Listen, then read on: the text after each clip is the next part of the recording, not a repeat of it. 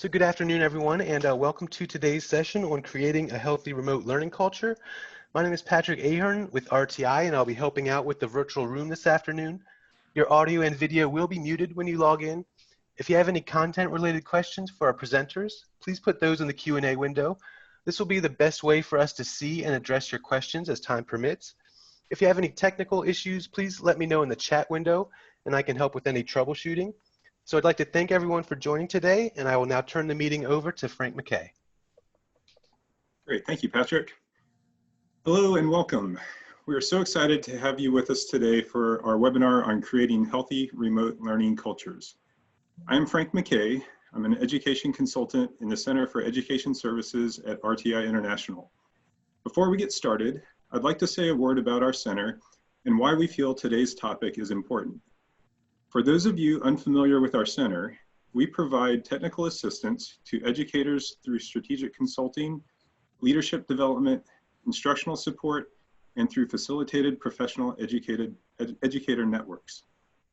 Most members of our team have spent significant time as teachers and administrators at the school, district, and state level. We draw on that extensive experience and education research as we partner with schools and districts to address their most pressing priorities and complex challenges. We are passionate about students and student learning, and we believe wholeheartedly that every student deserves the best we have to offer. This is why we feel that today's topic on creating healthy remote learning cultures is critical in the moment we're in.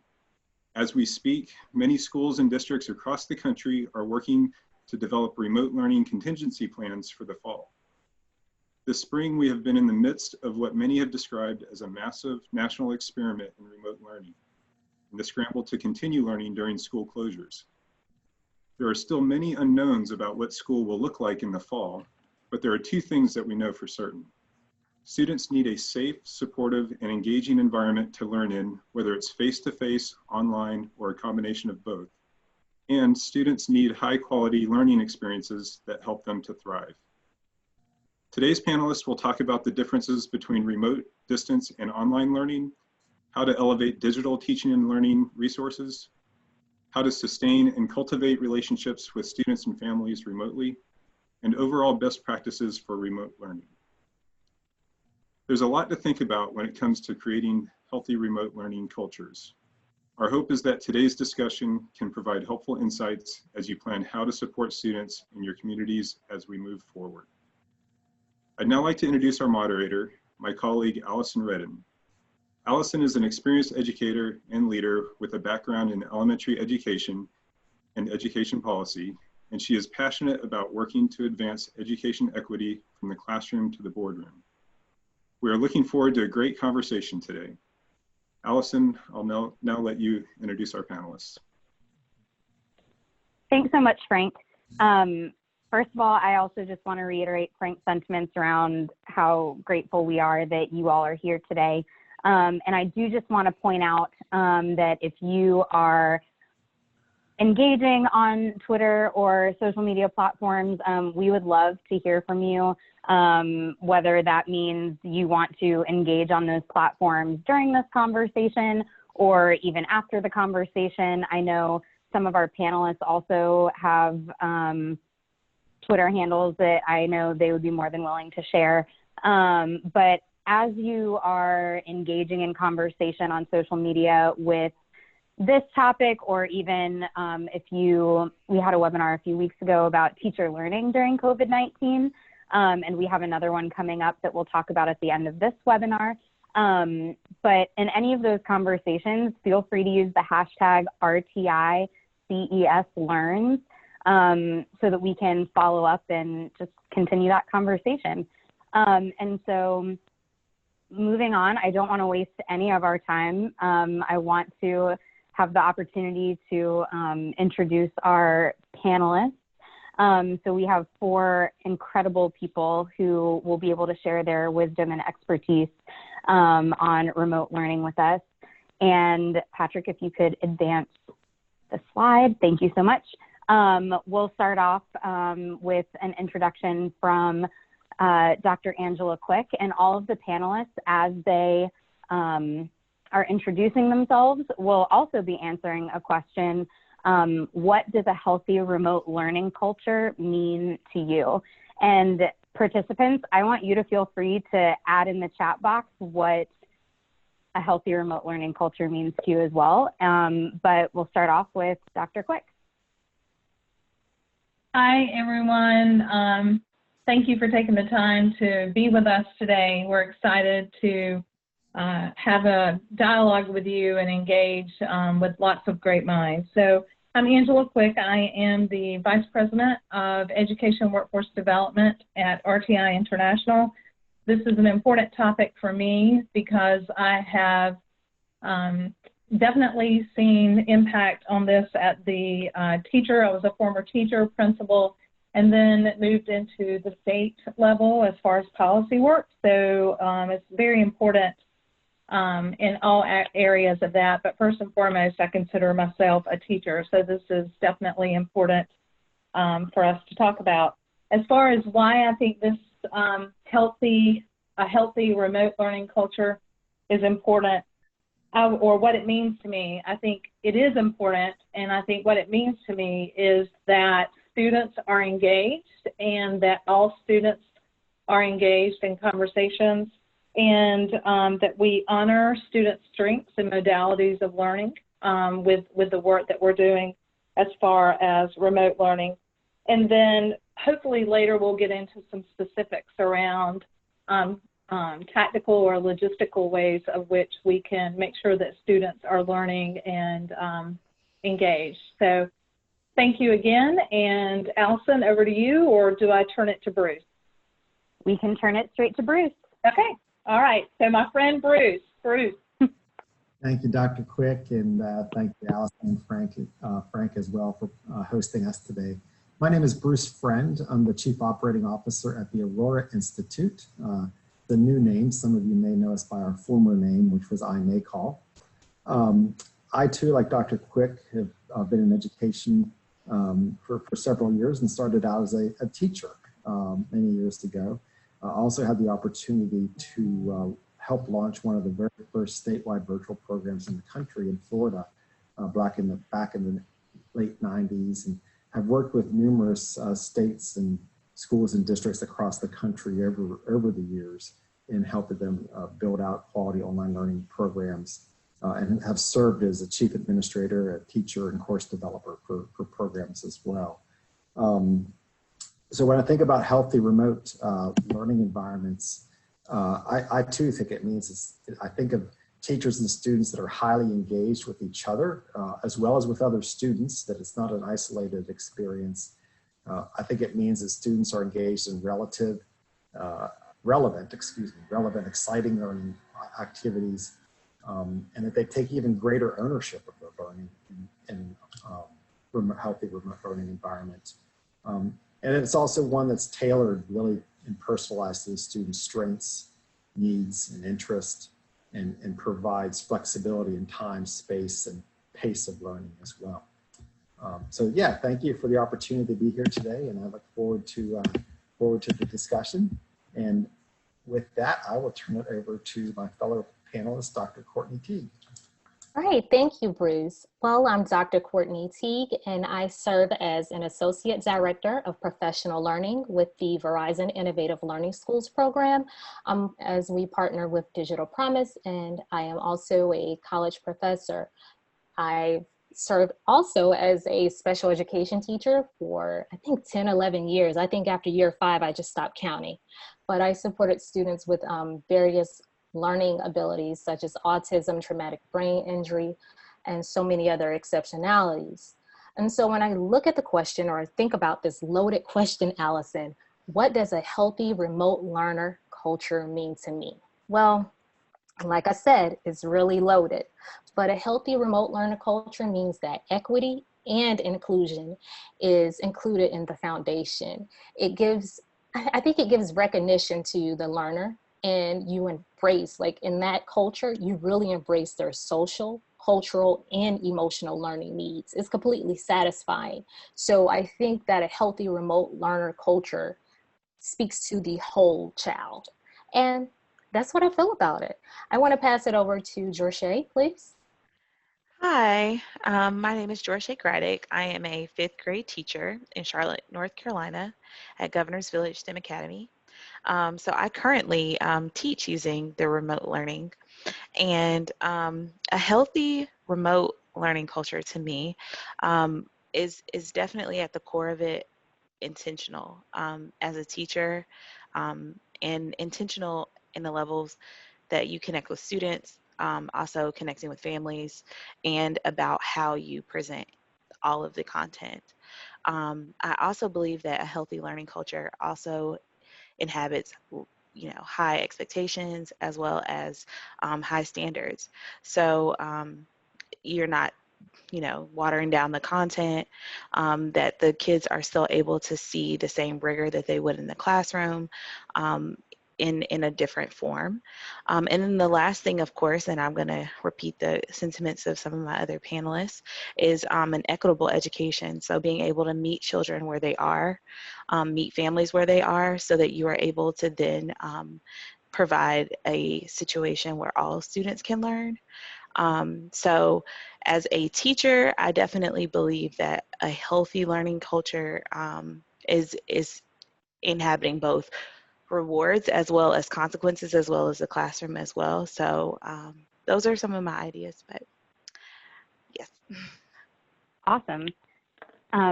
Thank you all so much. We had a little, some things floating through the chat as well. And I wrote down some of the words that I heard you all responding to as you responded to that question. And I'm just very excited for us to dig into our conversation today. So before we get started, though, I do want to post a Zoom poll for all of our audience members so that we can get, as a panel, we can get a clearer picture of what it is you would like to learn specifically about remote learning today. And so, Patrick, if you can pull up the audience poll, we want to know, I'm sure there are a lot of people who want to know about all of the things, but we are asking that you try to choose just one priority area, just for the sake of this poll. But we want to know if you're curious about giving and receiving feedback remotely, implementing any elements of personalized learning or competency-based education, evaluating different learning resources, building relationships with students and families, especially in this remote learning environment, or keeping students engaged. So if you can just take a second right now to answer that question.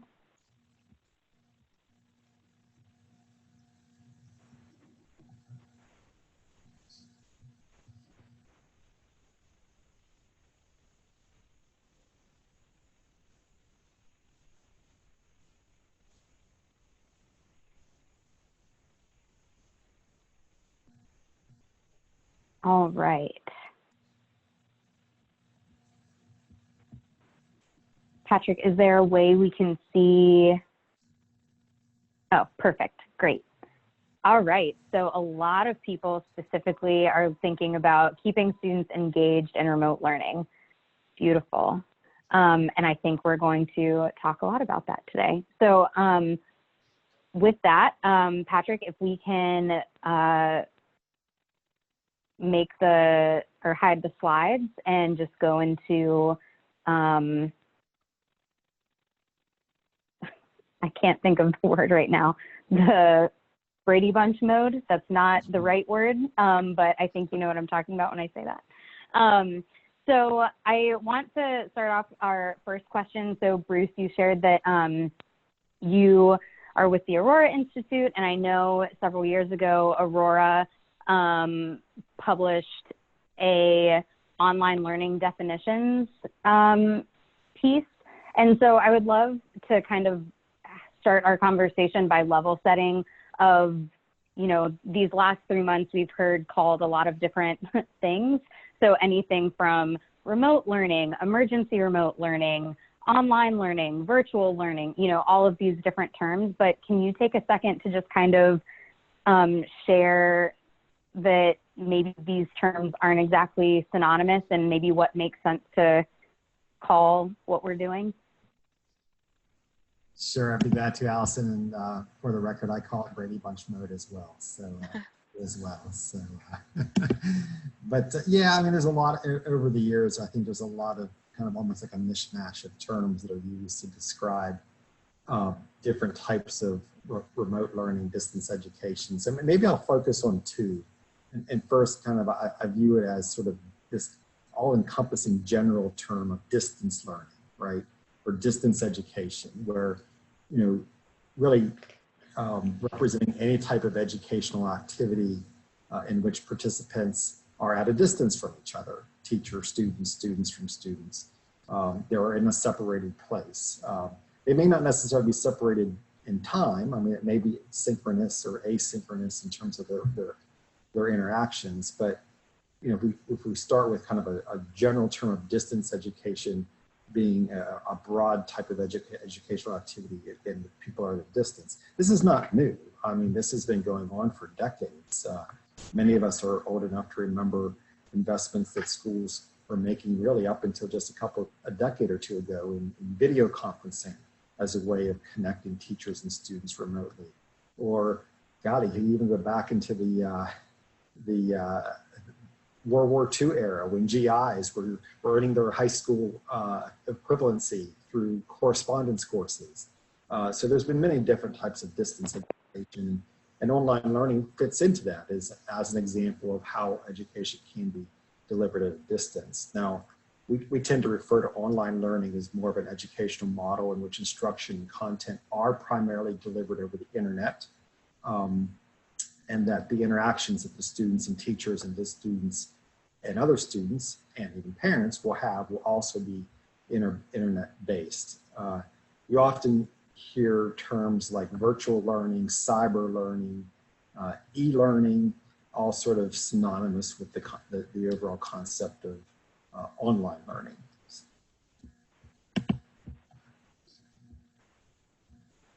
Great. So thank you so much. I would love to hear from any of the panelists right now about just like, given these definitions and kind of where we've been with the last 3 months of the emergency remote situation and then where we could potentially go.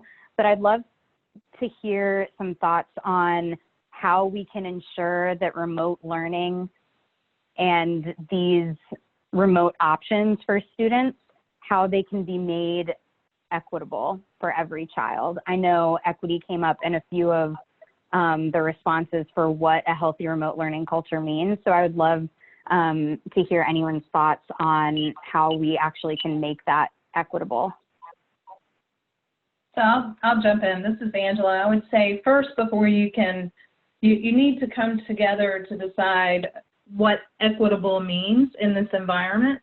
And then you also need to know the context of the community. So from our work, we've heard a lot about surveying families, talking with parents to find out what are the barriers to this.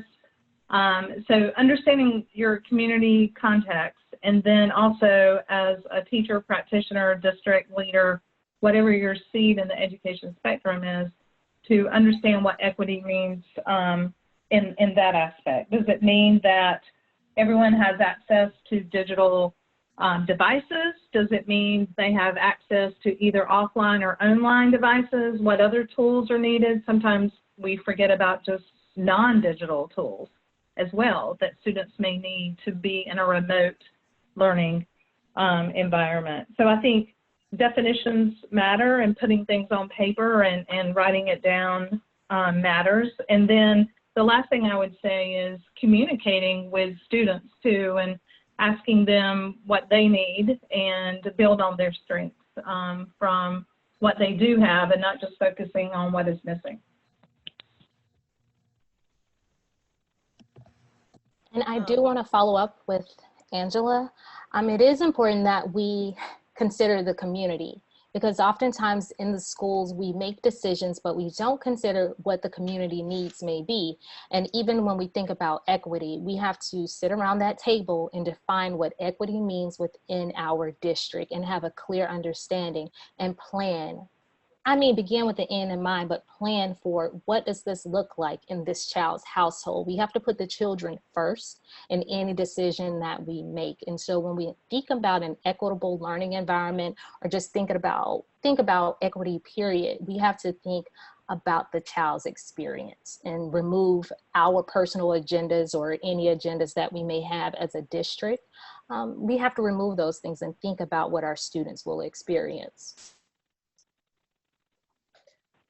I was just going to add that in my personal experience, equity meant reaching out to families and asking them what they could do. And that was different for me because in a classroom environment, I'm controlling all of the, the ways that education is given to students. I'm controlling how they're doing it, how much time they're spending. So having real conversations as an elementary school teacher, a lot of what happens at home is facilitated by parents. Occasionally you'll have a child that wants to do it on their own, but for the most part, even my most astute students, I had to engage with parents. The families were a huge part of this process and transition. From the very beginning, I communicated with them and asked them what they needed from me. And that was important because I knew very little about how each child lived at home. I didn't know how many kids lived at the house, how many devices were available for students to use. So those are times that I think as a, any type of educational institution, we need to, open up our lines of communications with families so that we don't have to make assumptions as to what a child can do. And also kind of understanding too, some of the behaviors that are shown in the classroom are just an extension of maybe some things that may be happening at home. So, just having those true, honest conversations and not, making assumptions about, home environments. Yeah, I would concur with everything my fellow panelists just said on that. I think, when we think about equity, we often first talk about things that come to mind, or things like, well, do they have access to the hardware, to the Wi-Fi? But we have to think about what is a very, very important part of it. Even if those answers are yes, and that's an assumption, but even if they are yes, I think George just mentioned something that's really important, which is, not every student has the same support network at home. A guardian or a parent that has the time and or ability to help them be an extension of the teacher and be successful in the online environment, and to help them establish a routine and an appropriate schedule, and to assist with questions.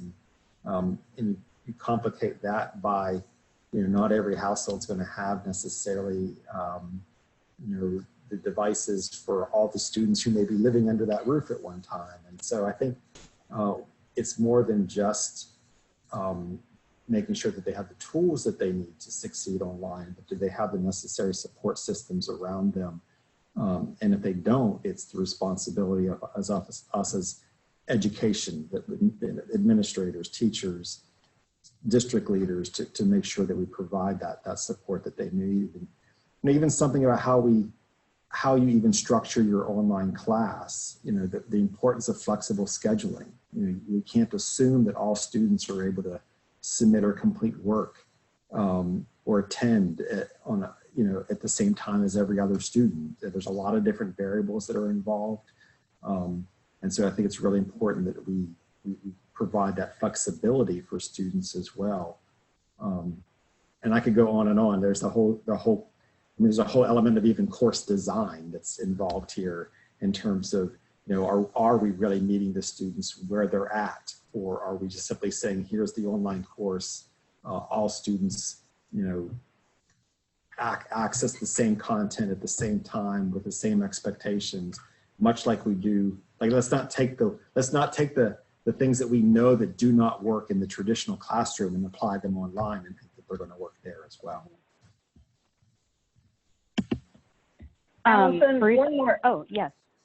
One more statement around the equity thing. I know we're going to get into talking about content in a later segment, but I just have to point out that I also, with healthy remote learning, whichever plan, distance learning, whatever a district or school may endorse, it's pretty much very similar to what you think about from a holistic standpoint. I think Courtney and Jorishay also mentioned this around making sure that students, you think of the physical space and then the mental space and then the social space. And you have to figure out all three aspects of that within the virtual environment. And it does need to probably include an offline component because, 8 hours a day virtually for students, especially early grades, is not developmentally appropriate. And then also making sure the content is culturally relevant. And we'll talk more about that later in the OER segment. And actually, Angela, that's a perfect segue because I was just thinking about what Bruce was saying about expectations and engagement and everything, and would love to hear from Courtney and Jorishay specifically about ways to successfully engage students in that remote space. And I know we've started touching on it with considering the physical, mental, social, cultural, all of these different aspects to what makes up the whole child in education. But I would love to hear from Courtney and Jorishay on ways that you all have successfully engaged students in this space. Okay, so when I think about remote learning and I think about face-to-face learning, I feel that there is no difference in student engagement. Because first, as a teacher, you must like your children. And the reason I say that is because the students know when teachers don't care for them or may not feel close to them. So first, you have to like your kids. It's a no-brainer. But whether face-to-face or virtually, just be aware that our students are aware of our teacher dispositions. You have to check on your students' well-being. First things first again is ask your students, how are you? It doesn't take a device. Just ask your students, how are you feeling? How are you doing? Is there anything that you need? How can I support you? That's one way you can engage your students.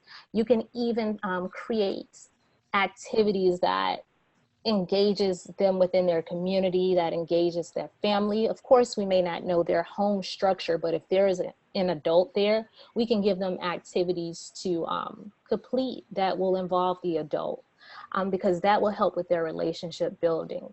And even if you're planning an activity for your students, ask them, is this something you would like to do? Is this something you like? Is it something of interest? Because our kids, and I say my babies affectionately, our babies would tell us, hey, I don't like that. But when you position those students to be a thought partner, they will inform you of what their needs are. You just have to ask them and let them know as a teacher, these are my learning intentions for you. And just be candid and ask for their insight. Because when you don't share learning intentions with your students, they are not engaged. And students will create their own reality due to the lack of factual communication from you as their teacher, because I love to say that as educators, we are sometimes the only constant thing in our students' lives. So we have to go to them and ask them what their needs are. Yes, we know the standards exist. Great, they're there. But we need to think about what our students need to survive, because some of our kids may not have clean clothes. We need to have those conversations with the kids to engage them in a remote setting. Jorishay, what's your thoughts? So I was, thinking exactly what you were, and then I was like, you know what, maybe I should add on some more, because you were right on par with exactly what I was thinking. One of the things that I've learned to do is to always frame every lesson with an invitation to learning. And that starts before they get on the call in remote learning. So that means my first message I may send to a parent, or maybe through the chats that they'll see on Canvas, or if I'm sending them an inbox message, or even an assignment that I post, there's always an invitation to learning. Would you like to do this? Would you like to join me in doing this activity? That is so imperative, because throughout this experience, I know that students endured a lot of social isolation that they were not prepared for. And I think that in all that's going on in the world right now, sometimes they are the last things that we're considering. It's like, how do my children feel about being home and not seeing their friends and not going to recess and, you know, playing in sports? So every lesson that I started, I always started with what's going on in your life. And I, you know, told Allison this, but one of my students, it was his birthday and we missed his birthday and he was so upset about it, but he wanted to share that he got a new bedroom suit for his birthday.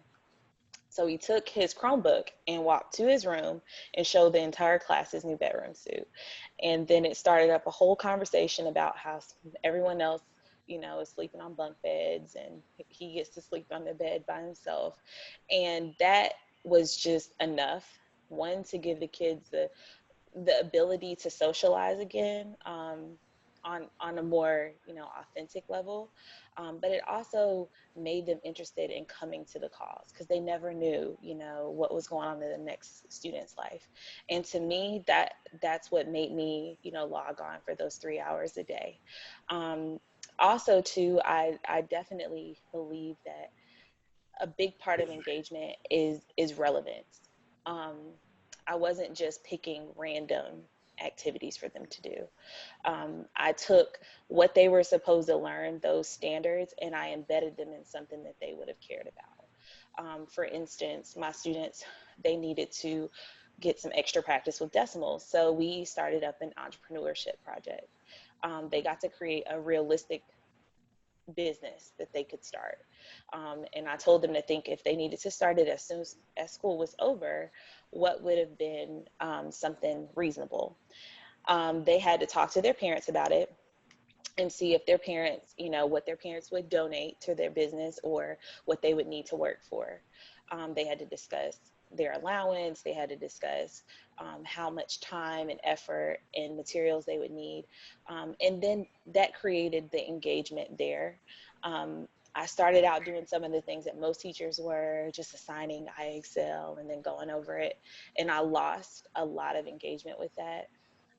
If it weren't for parents, you know, requiring them to get on, I think that would have definitely put me, you know, a little bit behind as far as engagement. But making it relevant is super important, and culturally relevant as well. Not ignoring that in the world right now, we're dealing with a pandemic. Like, we talked about that. We had a conversation about it. We read about it. So that was important. And I think that was a huge piece of the engagement for my students. Yes, and I want to follow up because I know I saw someone ask about engaging kindergartners and first graders, our young kids. And so I know that not many of the students, especially in rural areas, may have access to technology, but I do want to touch on give strategies for the ones that do have access. You can allow for your students to have show and tell, as she shared already.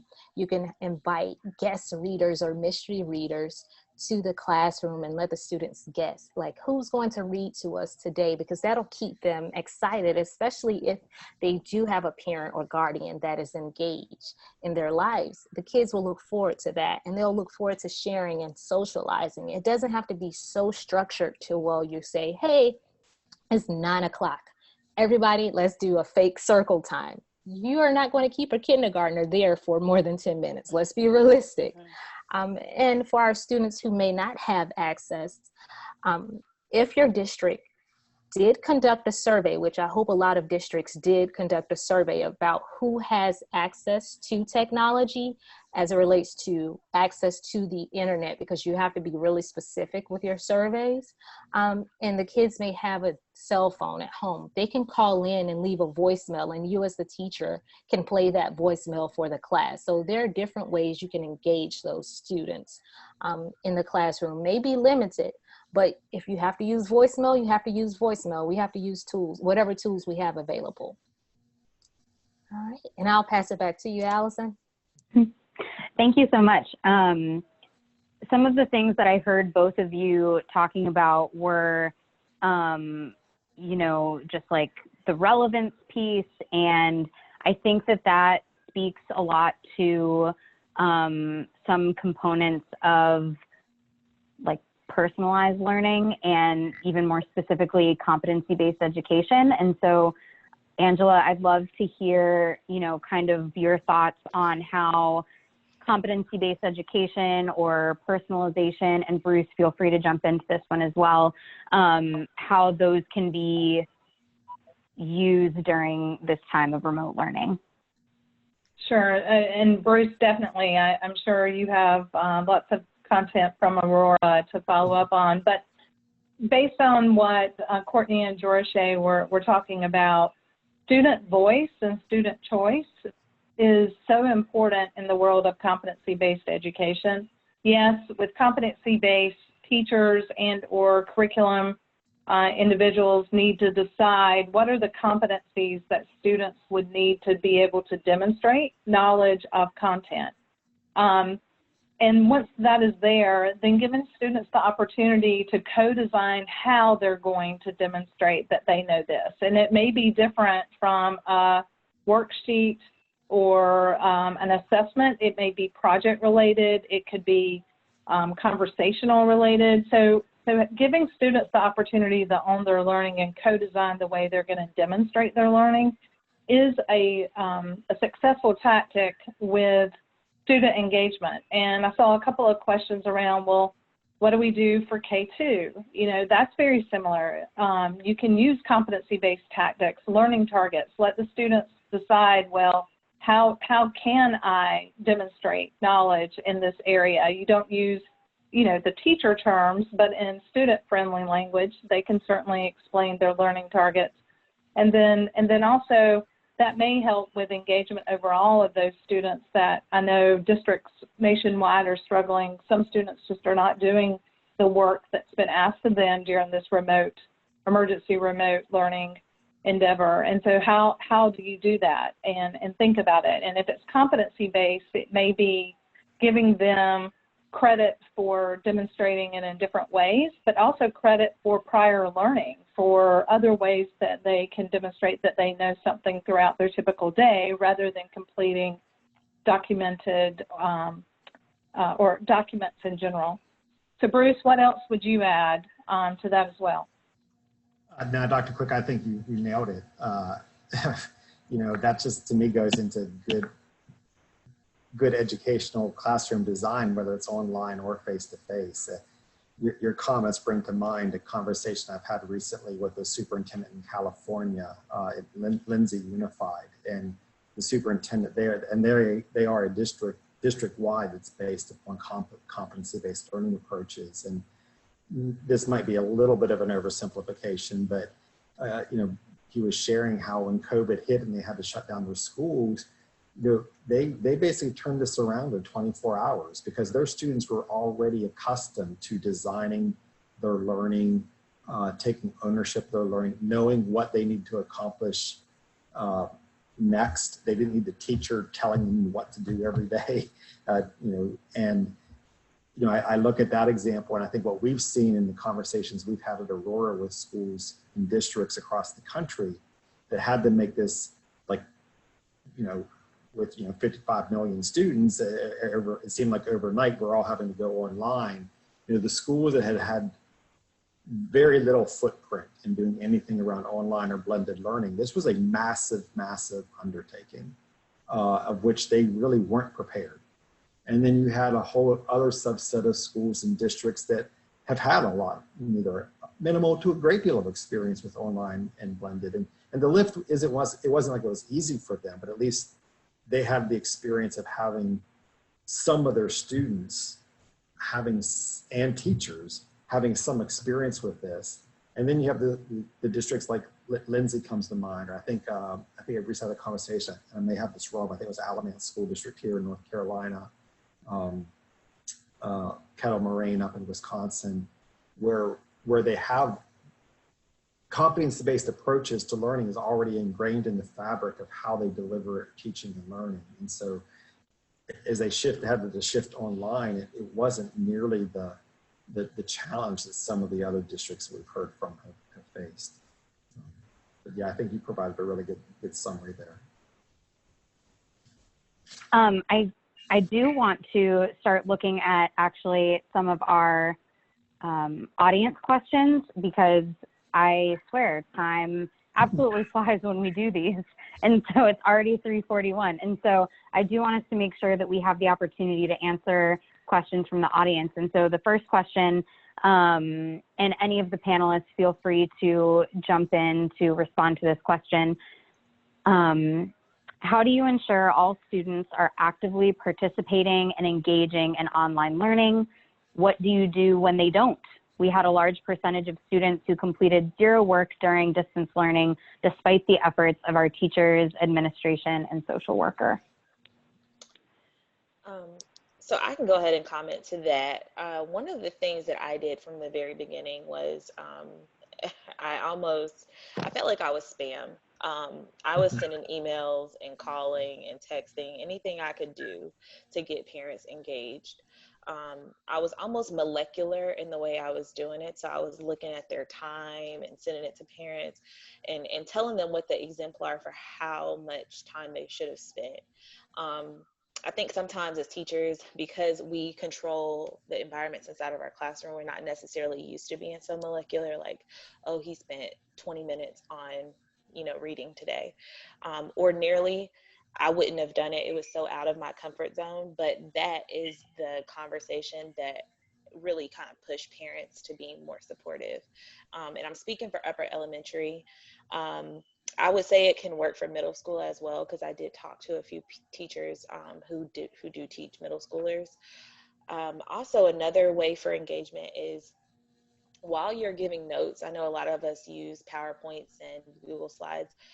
Have students make a copy, and they have to take notes in the notes section, and then let them share that with you. And I think that can also help as far as your engagement, as far as like kids getting on calls and completing work and you seeing what they're doing.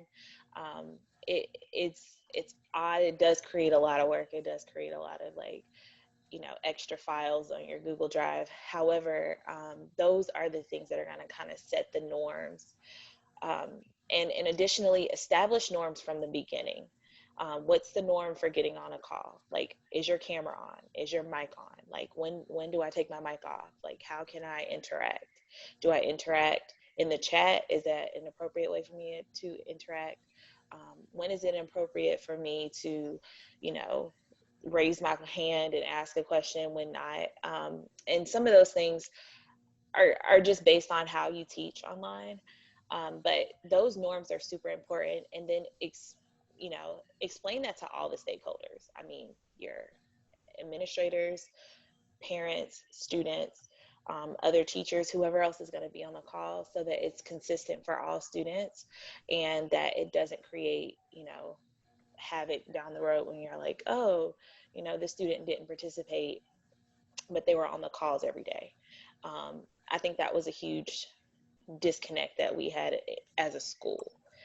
Some kids were logging on the calls, but they didn't do any work. And parents were like, well, they're getting on the calls. So a big piece is like establishing a norm. How do I know that you're participating? What's exemplar behaviors, and what are things that are not acceptable or will not count as being participating? I would like to follow up. It is important that you establish team agreements with your students in the very beginning and include them in that decision making so they will have buy-in. Secondly, having them engage, you can promote collaboration in an online setting.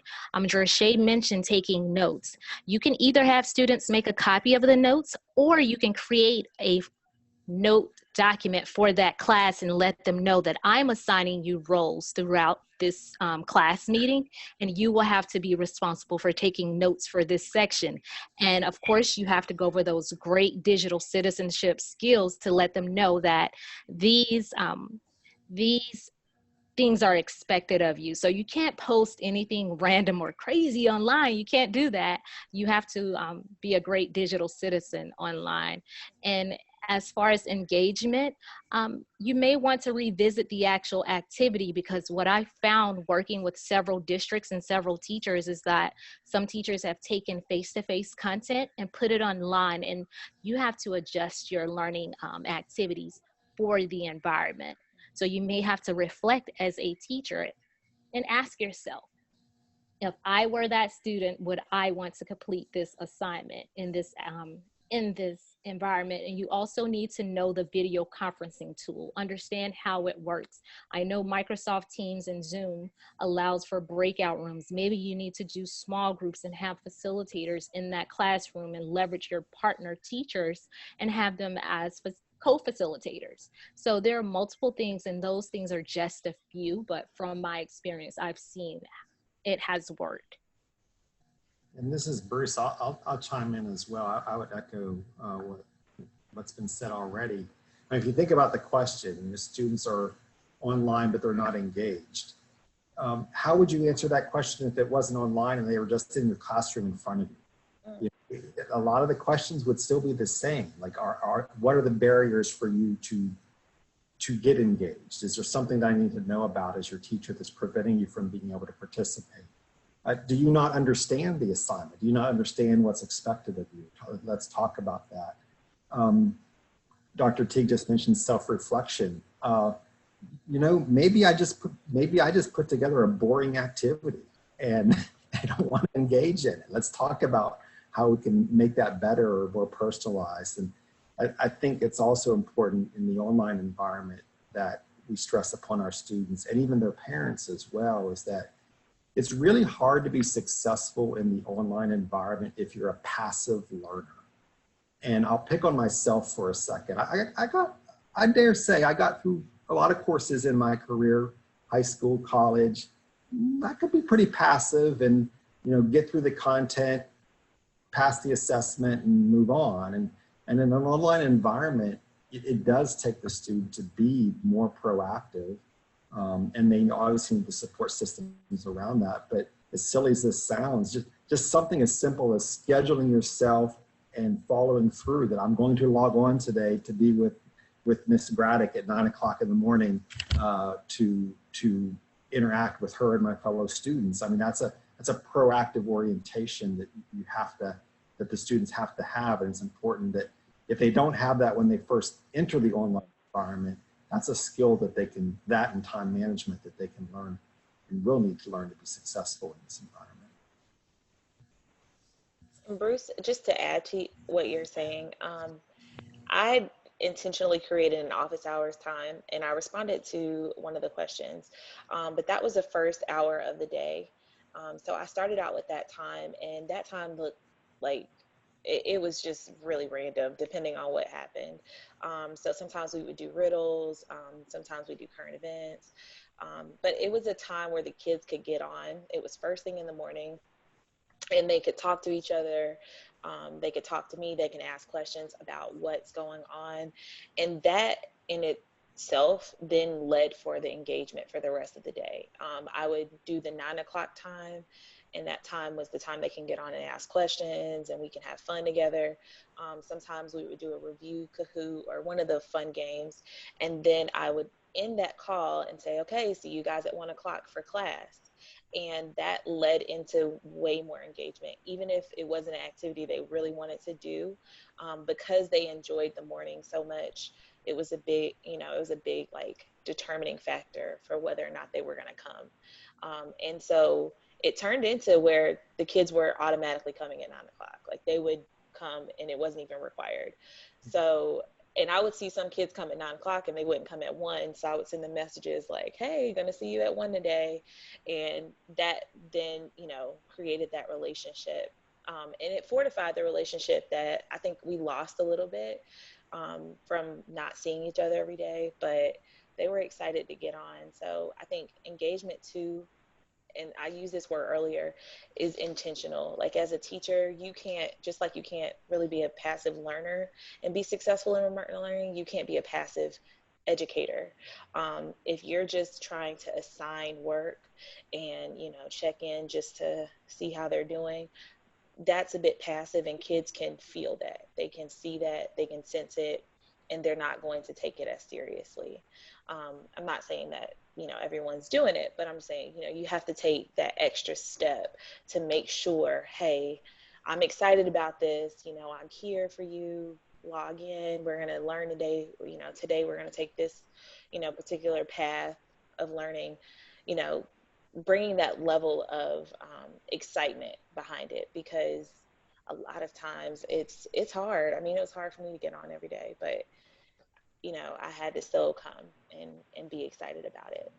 I know we have to move on, but you said something that we want to respond to, if I may. There's a difference between being an online teacher and an online tutor. And, the tutor approach is, hey, I'm here if you need help, find me. And the online teacher's role is different than that. You just nailed it. You've got to be proactive, and you've got to be reaching out to your students as well, and just making sure that you're giving your time to them. Sometimes whether they think they need it or not, I guess. And something you just said really resonated with me on that. Again, time is absolutely flying, and I do want us to hit at least one more question. And so, again, panelists respond as you will, but how are you thinking about what a reasonable time breakdown between synchronous and asynchronous is for class this fall? Is it different for different subjects? Is it different for different grades? What are your thoughts? Yeah, I'll speak about it. I think it all depends. That question really can't be answered because you have to take in the environment into consideration. You have to take the school district resources and the human capital into consideration when determining what it looks like.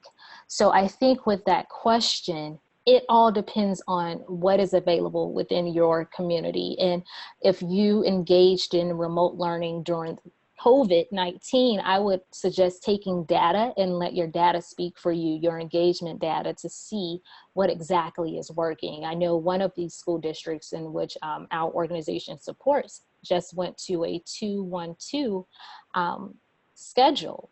And with that schedule, they made that decision based on the engagement of the learners throughout the pandemic, but also considering that each one of those students have devices and access at home. So I think it depends on what is available resource-wise and human capital. And of course, what research says about learners. Whatever you think, if a child's attention span is 30 minutes in the classroom, is 1/4 of that online. So you have to be taken into consideration. Courtney, this is Angela. I was going to bring up the research aspect. So I'm not in front of students daily as the teachers, are, but I would definitely say pay attention and think about the blend, because working remotely, it's not humane to sit in front of a computer screen 8 and 9 hours for an adult. It obviously is not humane for students to sit in front of a screen and digital. So this asynchronous and synchronous is the way to go.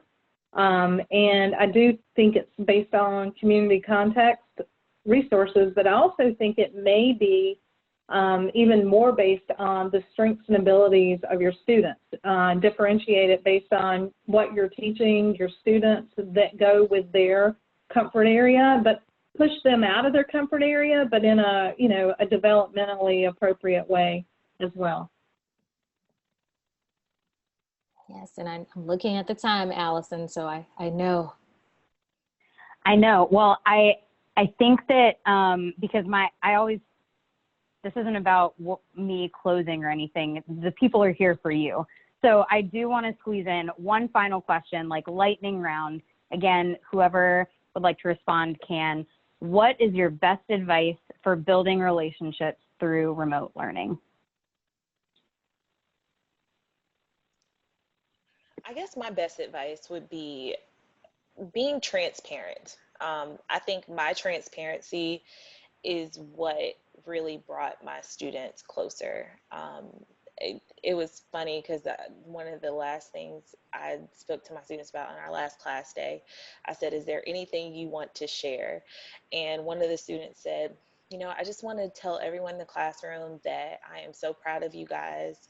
And we had a lot of technical difficulties. There were times we didn't understand things, but you guys kept coming to the calls. You know, sometimes we would have to help Miss Craddock get through things. And you guys were so patient. And the reality was that that's how it was. Like, I would make a mistake and I say, guys, hold on, I'm making a mistake. I need to figure this out. And one of them would jump in and help.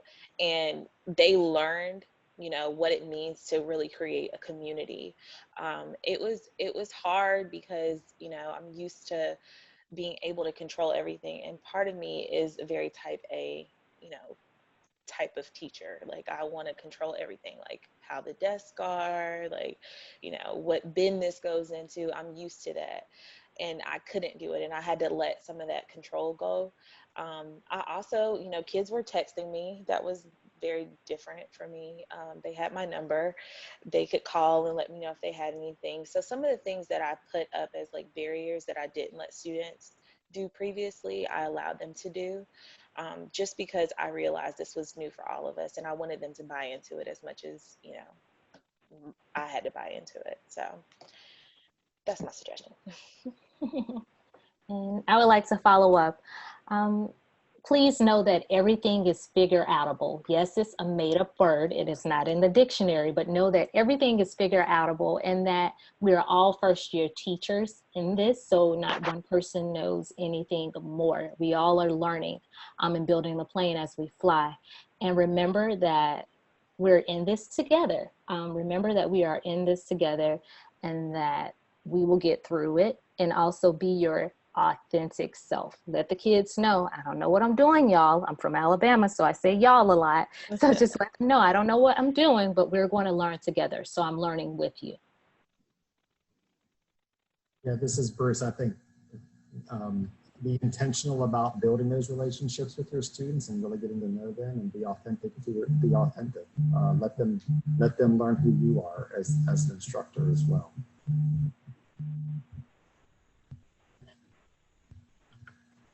I would final statement on that. I would say be tenacious and really work at it, and understand that just as, you know, we're all different, diverse adults and have different preferences on how we interact with others. Students are the same, and so just be tenacious and authentic. I think to that term is the most important thing with humans in general, but definitely with students.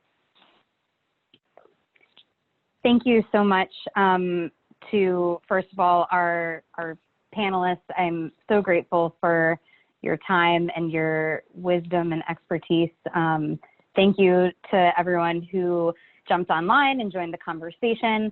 Very grateful that you all took time, especially now that it is, I think, for everyone everywhere, finally summer. So thank you for taking an hour out of your afternoon to spend with us to talk about creating a healthy remote learning culture. I do just want to mention, if you have any questions, my email address is on the screen right now. We have another webinar coming up also on June 29th at the same time about how COVID-19 will reshape the upcoming school year. If you are interested in that, I am dropping that in the information about that in the chat right now. There's also a survey that I'm not sure if that has been dropped into the chat yet or not as well, but we would love your feedback on this session. And we are just so grateful that you spent the hour with us. So it's 4 o'clock. I hope everyone has a wonderful afternoon, and we hope to see you on June 29th. Thank you.